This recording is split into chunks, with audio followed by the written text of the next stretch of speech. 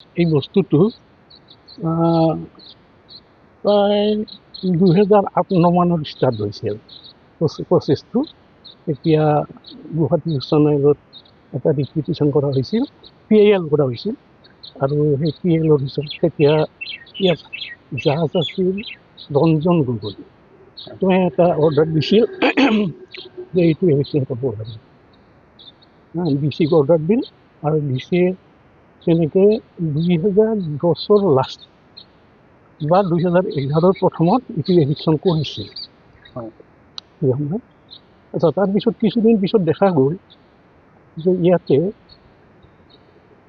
2 বছৰ 3 বছৰমান পিছত দেখা গ'ল যে হঠাৎ এদিন CEO অভয়াপুৰী চিমলম চাৰ্কল তেওঁ আহি আমাক লগ কৰি তেওঁ ক'ল যে আমাৰ ইয়াতে 3-4ঘৰমান হেৰি আছে, ফ্লাড এফেক্টেড মানুহ আছে, আমি ৰিজাৰ্ভত 3 মাহৰ কাৰণে আমি সংস্থাপন কৰোঁ আৰু আফটাৰ 3 মান্থছ আমি তেওঁলোকক চিজনগাম চাৰ্কলৰ CEO most probably Abhijit Sharma.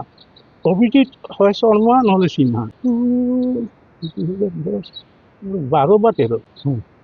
মই ব্যক্তিগতভাৱে এগ্ৰী কৰিলোঁ যে ঠিক আছে 3 মাহৰ কাৰণেহে, কিন্তু সেই যে আৰম্ভ হ'ল সেই বস্তুটো চলিয়ে থাকিল।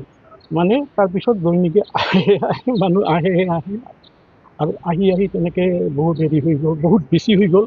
আৰু তেতিয়া মই নিজেই গ'লোঁ, চিভিল এডিঅ'ক লগ কৰিলোঁ, এপ্লিকেশ্যন দিলোঁ, তেওঁ লিখি দিল, প্লট কৰি দিছিলোঁ, তাতে গ'লোঁ। DC-য়ে তেতিয়া হেৰি আছিল, মই যেতিয়া যাওঁ লক্ষ্মীপ্ৰিয়া বাইদেউ আছিল, তেওঁ লগে হেৰি ল'ল, একশ্যন ল'ল, এখন ADC মাতি তেওঁক এইটো বস্তুটো হেৰি কৰিব দিলে।